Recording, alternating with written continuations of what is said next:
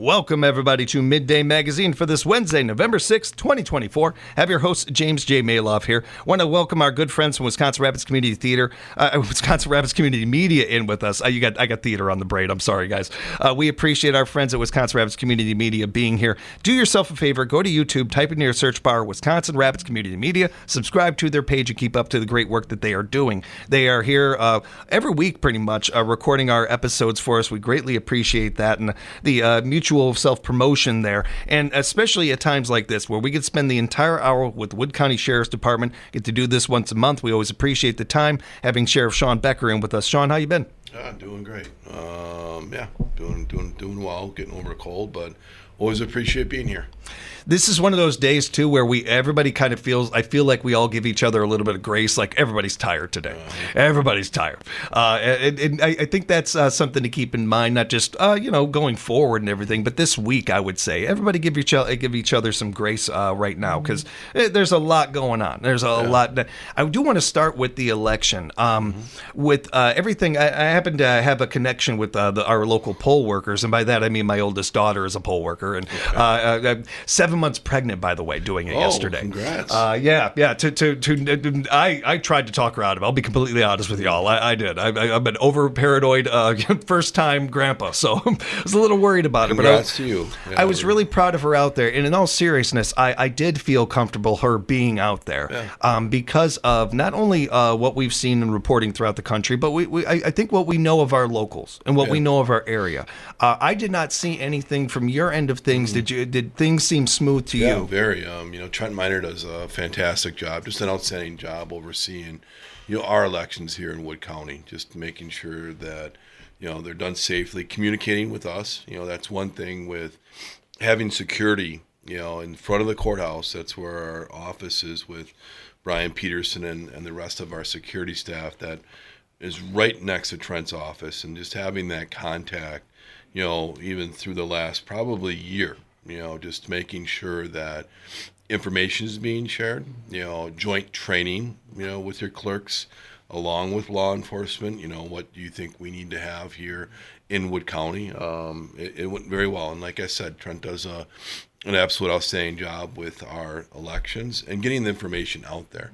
Looking at the polls as they come in, you're seeing results, rather quickly, and that's a collaborative effort that is going on, that not having just one individual clerk overseeing everything, but all the clerks, through Wisconsin Rapids, Marshfield, Pittsville, Grand Rapids, everybody working together to get the information out there. I know throughout the country, there are some certain areas that they felt that they needed law enforcement present at polls. That was not the case here in Wood County. And I don't think really much, in Wisconsin, obviously, and, the bigger cities, Milwaukee and Madison had more of a presence of law enforcement and more big plans. But here it just came down to communication.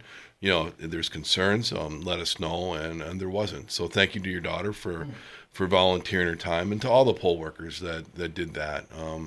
It was a contentious election that I think we're all probably, no matter what side you're on, just breathing a sigh of kind of relief and moving forward. It's really, I'm glad the ads are done. I think a lot of people are feeling that way. And as a law enforcement perspective, being a battleground state, and as contentious it was, we had provided staff when another law enforcement agency reached out, no matter who the candidate was. If they reached out and we had the personnel, we sent them. You look at what happened in Pennsylvania, and Wisconsin did not want to be any part of a situation like that ever.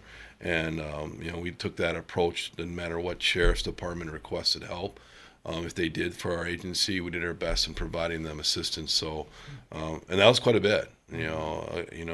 Marathon County reached out quite a bit just because, Wausau, for central Wisconsin seemed to be the hub of where, candidates were going. And we have a field force team that is really basically there to work as a crowd control team. And that team's combined with many central Wisconsin law enforcement agencies, and the one that oversees it is Marathon County. So we provide, I believe we have 5 deputies that are part of that teams. So deployments, it really depends on what the situation is. But when candidates were coming to Wausau, that was usually the first request that came out there. The other one was, the sheriff's department we've talked about, their canine unit, and having a dog that, detects explosives. We got quite a few asks for Bingo and his handler, Lieutenant Brandon Christensen, to make sure that events were being swept. That was throughout the state. Moving forward now, we don't have to quite worry about personnel being pushed towards these types of events. Just a deep breath and moving forward. I know there's people that are happy and there's people that are disappointed, but I guess the main thing to moving forward is we all have to work together. Well, what the results are. Yeah, and one thing that I think is important to note where with any of this is that democracy continued.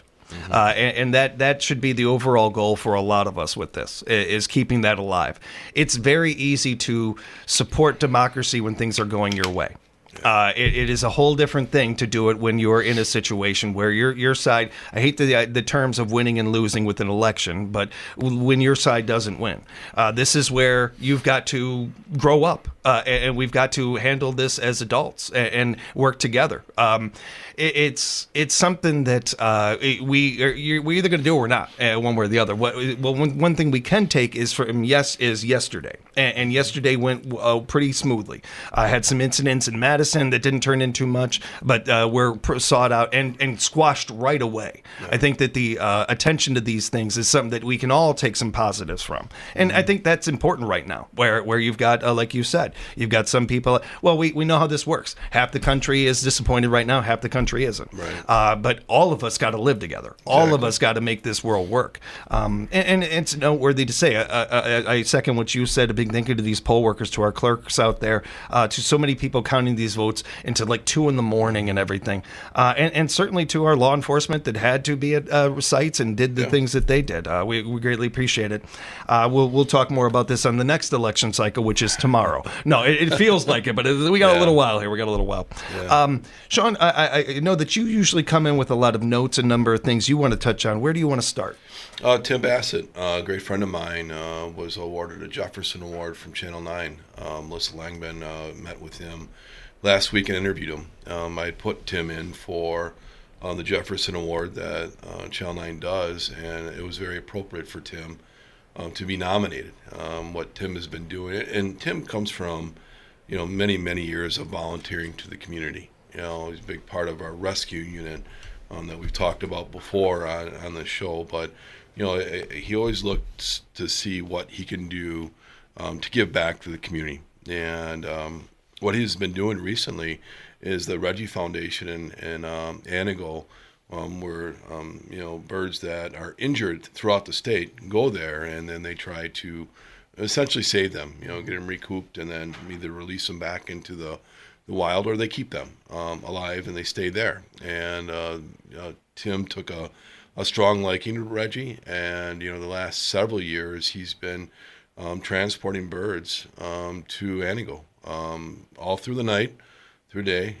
Our dispatchers have his number. If we have a situation where a bird is injured, they'll call him, and he'll take his own vehicle, pay for his own gas, and go to Anago and drop off the birds at Reggie. And throughout the years talking to him about it, I wanted to go on a trip with him, and unfortunately hasn't happened. And he's done a few bald eagles, and I think, gosh, having the opportunity where he saves a bald eagle and be there, and he has numerous times, would just be kind of symbolic. But it's really not fair in a way, because I could do it with any trip that he does, because it's not exclusive to bald eagle. It's anything. An owl could be anything. And a lot of it are situations where a bird gets hit by a car and survives but is injured. And like I said, he's done this countless times, and I just felt with the opportunity that the Channel 9 does the Jefferson Awards, and a big shout out to Mark Sparrock and Sparrock Trucking, because they're a huge supporter of this program. I thought Tim's deserving of it. It wasn't me giving it to him. It was just like, here's the information, consider it. I strongly believe he deserves it, and they came through. and that'll air on Channel 9 tomorrow night at I think 6 and 10. So, congrats to Tim. You deserve it, my friend, and enjoy the recognition. And he's very humble about it. He told me that even talking to Melissa, it was like his Super Bowl.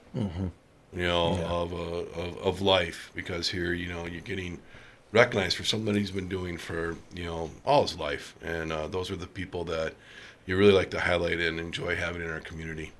They do a really good job with the Jefferson Awards. I really look forward to those segments every year when they do them, and they do a shout out to Melissa Langben, by the way, who has been keeping this community informed for decades. And she's so good at what she does, and just as nice off air as she is on air. Everybody, just the same thing as you get on air, off air, and that they do that. And I mean, what Tim does is one of those gray areas in our society we don't get to cover very often. I would love to have him on the show sometime. Right. I'd really love that. If we can make you have you be a scheduler, well, that's one more. We'll just add that to your task. We'll just. But and generally would love to talk to him about that. That's the kind of work that we ask of our. I don't know if we ask of our community, but we look for people to step up in our communities to do these things that we don't necessarily have a tailored job for or a title for or something. And a big tip of the hat to him for that. That's really cool and really unique and wonderful to hear him getting noted for this. And good on you for recommending his name. That's great. He deserved it. Definitely deserved it. A couple other things. Mitzi Ford, our office manager, happy belated birthday. Yesterday was her birthday, so I won't say how old because I know that gets us in trouble when we do that. Definitely. But no, appreciate her being part of the team. The calendar raffle for our special response team wrapped up on the 31st, and that went well. Appreciate all of the sponsors, everybody that bought the calendars.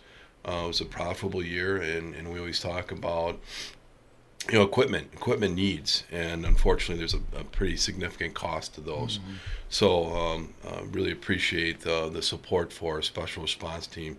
It's kind of a fun segment that we were doing on our Facebook page. We're doing that live every morning, and I was wearing different hats when I got the opportunity to read the whoever won off the tickets, and they all started from Mike Weiberg. He last year I had grabbed a ticket out of the the bucket or whatever the thing that they're in, and he said, at the top of your head you can see that you're balding. I'm like, oh, well, really? That's uncalled for. I think I know. Like it was shocking you. Wait a minute, what? I'm getting gray and I'm losing hair. Yeah, okay. We can look at my family. I know my path. Right. No, okay. So I just said, I'll take that and make a joke on me and bring different hats in, make sure the top of my head's warm. Well, that kind of spun off into, just because I have a ton of hats, and then people are bringing me hats this year. Like, hey, how about this one? And then it kind of worked out pretty cool that a couple of our sponsors, hey, wear this hat and, bring it on and or wear it and make some comments. So it was pretty fun. So looking forward to, if we do that again next year, we'll definitely go down that path. But again, appreciate everybody that, sponsored it, and especially the community that came out there and bought calendar, tickets. Had some really good sales throughout the entire county. Our SRT team is combined with Marshfield, so it was nice to, not just sell them, in the Southwood County area, but getting up into the Marshfield area, and especially at one of the football games in Rapids played Marshfield, and they had their own back-to-badge game. I think I talked about that before, but boy, I think we sold like 30 calendars that night just from the people in the crowd. So really appreciate it. When it comes to the proceeds from that, how is that going to benefit the Sheriff's Department? How can that help the Sheriff's Department? No, the team looks at, okay, what are the priorities? What are the equipment needs? And, what are the wants and what are the needs? All right. And then we go through that list. All right, what can we budget for, within our budget to get, whatever it might be, whether it's, Probably the biggest thing that we've been looking at are radios and headsets, communications, and ballistic helmets. There's a shelf life for the helmets along with the vests, the heavy vests. So those things that I feel that the department should be paying for, at least a portion of those, because that's part of having a special response team. But there are also other things out there. A drone. Drones have proven to, obviously locally with the situation that we had, save lives. And there's different drones. There's ones that can be just outside, filming everything and a lot of other options. But there's also other ones that you can get inside a residence or a building that's much smaller and you can navigate it. So that's a big thing that we're looking at. Ballistic shields, things like that. So we're going to vet through what are the needs and what are the wants, and then move forward with purchasing some of that equipment. But to highlight, it's always nice to be out in the community, and it's humbling to see the support. And when it comes to that part of it, I'm glad you brought that up. I wanted to piggyback off of that because, these videos you mentioned on Facebook Live and stuff, it's fun. I love imagining you guys having a light moment in your day when there's very few of those. So I don't know many people that could squash on that. But the other extension of this that we talk about often, about building that bridge between our law enforcement and our communities. We talk about this a lot, and we talk about different ways of doing that and engaging, and this is certainly one of them. I don't know if we ever really get to ask a follow-up to that of, are you seeing engagement with that? Are you seeing some of the positives come from that? I know that I have, and I know that I've talked to other officers that have. I'm curious for you, for your staff, are you guys feeling some of the positive feedback, some of that meeting you halfway kind of thing and building that bridge and that bridge getting stronger? Yeah, with the community support, we talked about it for years, not only with our special response team, but officer wellness, which is fairly new. We've talked about that, how important that is, how mental health is in our community, but also the mental health for our first responders and law enforcement. So, you look at, the bench press meet that we did out at Anchor Bay and how successful that was, and it's different. It's not the typical thing. What is the typical fundraiser you see out in the community with the law enforcement agency? It's probably something to do with the K-9 unit, because I think people like our dogs more than us sometimes. But that's also a great way to get out in the community and see those partnerships. But doing things that are different, that are raising money for initiatives that help fund things we normally can't. That's pretty humbling. Between the officer wellness. The K-9 unit I brought up, which is doing very well, not just ours, but I know other communities are as well. I know Wisconsin Rapids Police Department just got a grant for around $15,000 for a new dog. We'll talk about how that kind of happened as well, because it does touch our department as well. But then the special response team, and that was an idea that we had many years ago when we were looking at fundraising for upgrading our rifles.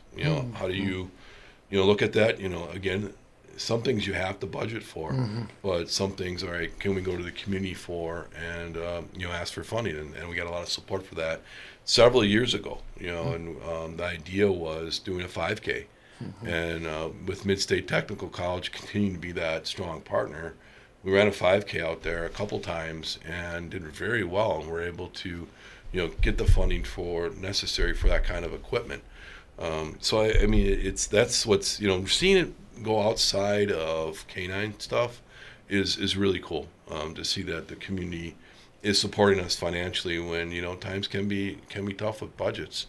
Something recently just came up, and to segue in, Lon Roberts had called me on Monday, and that's the son of Elna Roberts, and that was a cold case homicide that finally was prosecuted by the AG's office, and a jury found John Sarver guilty of that horrific act. And the sad thing is that the family waited so many years to see justice finally served, and the AG's office did a phenomenal job, and so that the staff that continued to work that case throughout the years, and the two primary people that worked that case were Dave Laudy and Bob Lewandowski. I've brought them up numerous times in the show because they mean a lot to me. They're two mentors that I've kind of looked at as I went on through my career, I want to be like them. That's kind of the people that I learned the most from, in my career. So, but anyway, when Lon called me, he just said, I'm looking at giving a donation to the department. I'm like, okay, it's not a lot, but I want to do something in my mother's name, because it's going to be the 40th anniversary coming up here, at the end of the month. And I'm like, all right, but I really, and what he said, and the message, and I'll save it forever, is, not only with the current department, but, what Dave Laudy and Bob Lewandowski did for this investigation and never gave up and continued to move forward. And even when they retired, they came back. They still were involved in the investigation, answering questions when we were getting assistance, from the state, from DCI, and our current investigators working on the case. They were there. They never turned their back on it. It meant something to them. And to hear, Eleanor's son, bring that up and bring them up specifically, was very humbling. And then to give a donation to the department, and basically telling me, well, for whatever you want to do it for. And I'm like, well, wait a minute. If this is going to be in, something in your mother's name, who suffered a terrible tragedy along with the Roberts family, it's got to mean something to the department.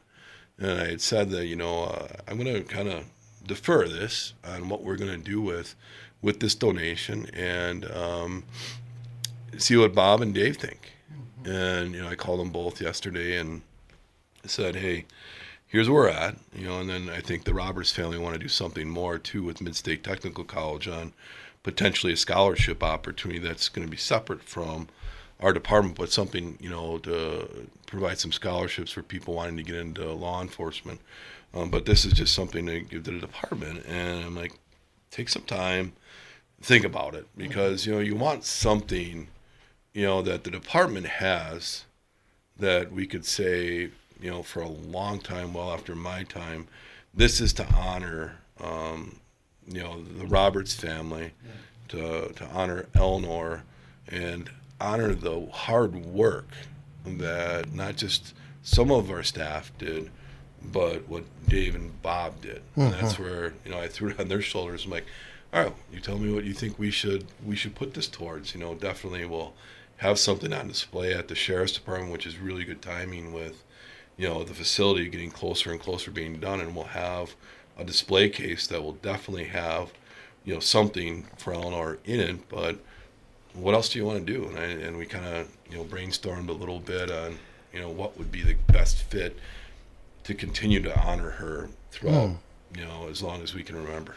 I appreciate you sharing that. I appreciate hearing that, and I'm looking forward to seeing more about that. That's fantastic. So thank you for that. We'll take a quick time out. We'll come back and have more conversation with Sheriff Shawn Becker and our friends from Wisconsin Rapids Community Media here at Midday Magazine on WFHR.